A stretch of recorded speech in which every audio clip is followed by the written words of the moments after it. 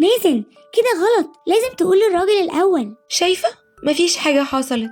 بس يا مازن الحاجة اللي مش بتاعتنا ما ينفعش ناخدها من غير إذن. كان لازم تتعلم تحمد ربنا على اللي عندك وما تاخدش حاجة مش بتاعتك مهما يحصل. كان يا مكان كان في ولد جميل بس شقي ومش بيسمع كلام حد، واسمه مازن، وكان عنده أخته الصغيرة اسمها ميان. كل يوم بعد المدرسة مازن وميان كانوا بيرجعوا مشي لحد البيت، وفي طريقهم كانوا دايما بيقفوا عند محل صغير ويشتروا بسكوت وياكلوه بعد ما يخلصوا أكلهم في المدرسة. لكن مازن كان عنده مشكلة، دايما مش بيحافظ على حاجته، يضيع قلمه، ينسى شنطته، ويسيب فلوسه في أي مكان، مع إن ماما جابت له محفظة يشيل فيها الفلوس. وفي مرة مازن ضاع منه مصروف الأسبوع كله.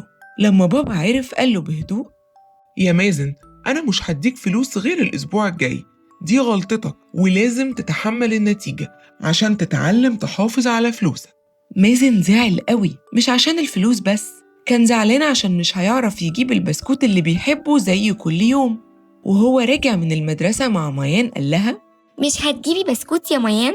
ميان قالت له: أنا مخلصتش أكلي وماما قالت ما نجيبش غير لما نخلص أكلنا. لكن مازن كان مخلص أكله بس مش معاه فلوس يجيب بسكوت، فكان ماشي مكشر ومتضايق. وفجأة شاف محل الحلويات اللي جنب البيت سايب علب بسكوت كتير محطوطة على ترابيزة جنب باب المحل.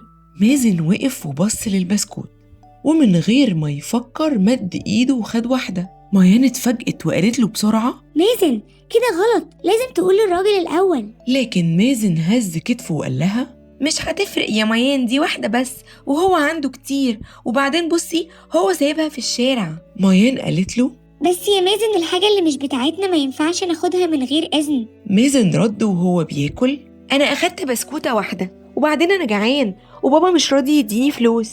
قالت له ميان: عشان انت ضيعت فلوسك فبابا مش هيديك مرتين. بس مازن مردش عليها وكمل أكل البسكوت.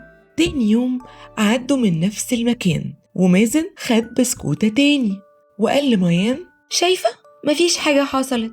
وبقى كل يوم يعمل كده ويقول أي أسباب عشان ما يحسش إنه غلطان، فيقول لها: واحدة بس مش هتضر، أو الراجل مش محتاجها. وفضل مازن ياخد بسكوت من قدام المحل يوم واتنين وتلاتة، وكل مرة يقول لنفسه مش هيحصل حاجة. لكن بعد 3 أيام وفي نص الليل مازن صحي وهو بطنه بتوجعه جدا جدا. فضل مازن ماسك بطنه ويقول: يا ماما بطني بتوجعني. ماما قامت مفزوعة وودته الحمام ورجع كل الأكل اللي في بطنه. وبعدين وهو بيغير هدومه لقيت ماما في جيبه فتافيت بسكوت.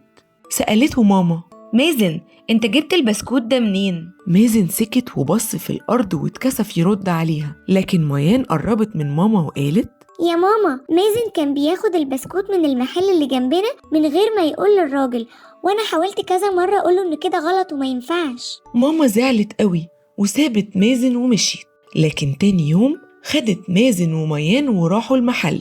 ماما سألت صاحب المحل: لو سمحت البسكوت اللي قدام المحل ده ممكن نشتريه؟ صاحب المحل ابتسم وقال: لا يا فندم، ده بسكوت بايظ صلاحيته خلصت وانا سايبه بره عشان ارجعه للشركة. مازن سمع الكلام وحس قلبه بيدق بسرعة. ماما بصت له وقالت له بهدوء: شفت يا مازن، حتى لو الراجل ما شافكش بس ربنا شايفك واداك على قد تصرفك الوحش. الحاجة اللي مش بتاعتنا ما ينفعش ناخدها من غير إذن. وعلى فكرة حتى لو ما كانش البسكوت بايظ كان برضو ربنا هيديك نتيجة تصرفك. المفروض يا مازن تعمل الصح سواء حد شايفك أو لأ. مازن قال وهو متأثر جدا: أنا آسف يا ماما، ميان قالت لي كده بس أنا ما سمعتش كلامها، كان لازم أعمل الصح حتى لو ما حدش شافني. أنا غلطان يا ماما، أنا آسف. ولما بابا عرف اللي حصل قال لمازن: الغلطة دي علمتك درس مهم، وأهم حاجة إنك تكون فهمت الدرس. حتى لو مش معاك فلوس يا مازن خالص، مش بس الأسبوع ده، كان لازم تتعلم تحمد ربنا على اللي عندك وما تاخدش حاجة مش بتاعتك مهما يحصل. ومن اليوم ده مازن اتعلم إن ما ينفعش أمد إيدي على حاجة مش بتاعتي مهما كانت الأسباب ومهما كنت بحبها. وخلص الكلام. استنوني وهستناكم في حكايات كتير قدام.